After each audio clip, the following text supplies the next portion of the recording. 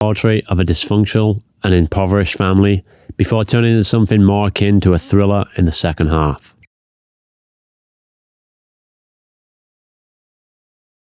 So immediately that's one thing that jumped out at me about this film. It's kind of a film of two halves. Part one being a really beautifully shot family portrait of a dysfunctional family that at times feels a little aimless, but the second half things take a turn probably for the better, and these mysteries are kind of revealed about the family and their past. I'm going to talk about some of the plot twists in the second half of the film later on in this video in the spoiler-filled part of the section. Right now we're going to keep it mainly spoiler-free. So what did I like about this film? Well, there was strong performances all around from pretty much everyone in the cast, but especially the child actors. In terms of the child actors, I think it was quite powerful to see children learn to commit crimes in such an innocent and carefree way. In fact, some of the most fun parts of this film was when the two child actors teamed up to steal from the stores.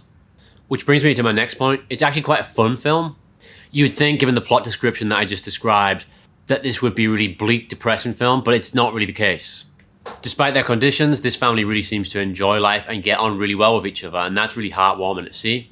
I think this is best exemplified in the lovemaking scene. Oh, why did I say that? I think this is best exemplified when they do it, and they kind of teasing each other and taking the piss out of each other about their sexual performance. And a lot of the film is about not only about how the family survives, but also how they enjoy themselves and how they're a tight family unit.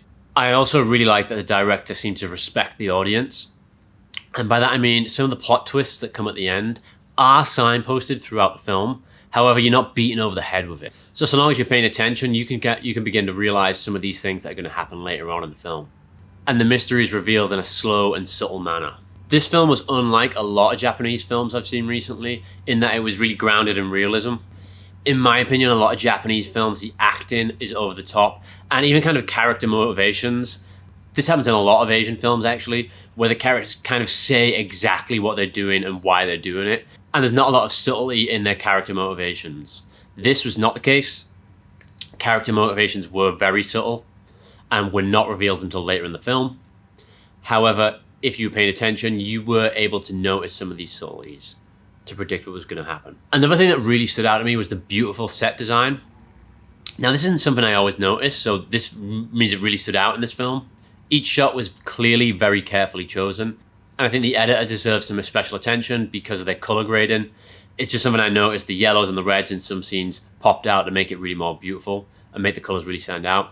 One thing that I noticed about the sets was that they were also really crowded. A lot of the shots were really crowded. This stands out most in the scenes in the house. Now, I think this is done quite clearly to show how cramped of a space they're living in and how not very good their conditions are. You know, they've got mattresses on the floor, they've got rubbish piled up in the house. However, the director also decided to continue to do that outside of the house. In many scenes, I noticed the sets were just really busy, and by that I mean there was just a lot going on in them. There was either a lot of street signs, graffiti, bicycles at one point, public transport. And I think this, again, if you want to overanalyze it, which I do, that the people can't escape from these conditions, that they're feeling really trapped and enclosed in this lifestyle. What did I not like so much? Well, this film did kind of lull in the middle. I did write in my notes around the halfway point that this film began to feel a little aimless. However, not long after that, they did begin to pick up again. Like I said, the second half kind of changes into something different. In my opinion, there were some logical gaps surrounding some of the characters and their motivations, which kind of spoiled the end of the film a little bit for me. I'll talk about these in a bit more detail in the spoiler-filled section, though. So, should you watch this film? Well, providing you're accustomed to watching foreign language films, I don't think many people will dislike this film. However, for me, it's not something that I would rewatch again. If you're the kind of person who likes a family drama, understated acting, and beautiful set designs, this film is probably for you, and you'll really love it. Most reviewers I saw gave this score a higher rating than I would have given it, giving them 5 out of 5, 4 out of 5 stars for most of them. To me personally, I'd rate it closer to 3 out of 5. So at this point in the video, I hope you've seen the film because I'm now going to delve into some of the more spoiler-filled discussion. And in this section, I'm going to recap some of the plot twists at the end because some of them weren't entirely clear to me at the first viewing either. And then I want to pick apart some of the holes in these plot twists and some of the character motivations. So obviously, at the beginning of the film, we see Yuri be taken from her family.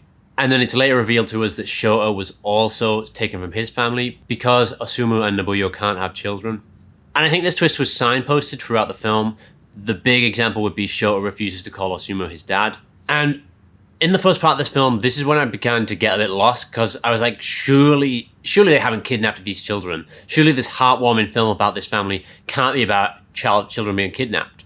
Obviously, later in the film, that's what it does turn into. And I do think it was kind of nicely done how it lulls you into that false sense of security about this being a nice, heartwarming film, and then actually some more sinister stuff has gone on. I question whether it should have been done in this way. Maybe it would have been better as kind of a thriller. However, that might lead to a more cliched film, so maybe it was good that they did it this way. I think it's interesting the way it's revealed to us that Shota was stolen when Osumu breaks into a car, breaking his own code by saying, if no one's bought it, then it doesn't belong to anyone. In this scene, it's kind of implied that Shota was also stolen this way from a car. Maybe he was left alone in the car. But at this point, Shota begins to realize some of the problems with the family, and he feels like he's broken his own code by stealing from other people. It's implied that Shota chooses to get himself caught because of this, which eventually splits up the family.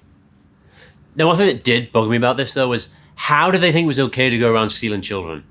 The characters in this film seem quite well balanced, all things considered, but to me, it's a whole different thing to go around kidnapping children than shoplifting, and I don't think it's quite portrayed in this way. To me, it kind of irks me that it's kind of portrayed in a way, oh, they couldn't have children, so they took one else, and they were looking after them, so it's okay. Nobuyo eventually goes to jail, but more so for killing her husband, which I'll talk about in a second. Whereas Osumu seems to get away scot-free. And it really seems strange to me that he was allowed to stay and hang around with Shota and even take her to go see Nobuyo in prison. If this had happened in real life, I don't think it would have happened. I think they both would have went to jail for a very long time because of that. And I think because the writer or the director wanted to portray them in a positive light, he didn't kind of deal with the seriousness of the crime. And that kind of irked me. Because they did seem to get let off a bit too easily for the seriousness of the crimes that they committed. In terms of the other mysteries, it was revealed to us that the character Aki, who is the exotic dancer, her parents were paying Hatsuke, the grandmother, to take her in. This is as opposed to taking her in out of the kindness of her own heart. To be honest, I didn't really see the relevance of this plot twist, and the character Ake seemed a little bit superfluous to the story. Finally, to end on a positive note though, the plot twist that I did like a lot was that it was revealed to us that Nobuyo killed her former husband because he was abusive, and he was also buried underneath the house. This is revealed to us when they eventually end up burying Hatsuke, the grandmother, who they buried to live off her pension. I do think this plot twist about the husband gives a lot of backstory to the two main characters of Osumu and Nobuyo. You can kind of see how they have such a carefree and happy and loving relationship despite their circumstances. Because of a previous abusive relationship, this must compare really well. It also goes a long way to them feeling trapped and feeling that they can't escape despite their circumstances because they know they have a body under the house. Okay, that's it for my review and discussion today. Thank you very much for watching. This is English Not Permitted, and goodbye.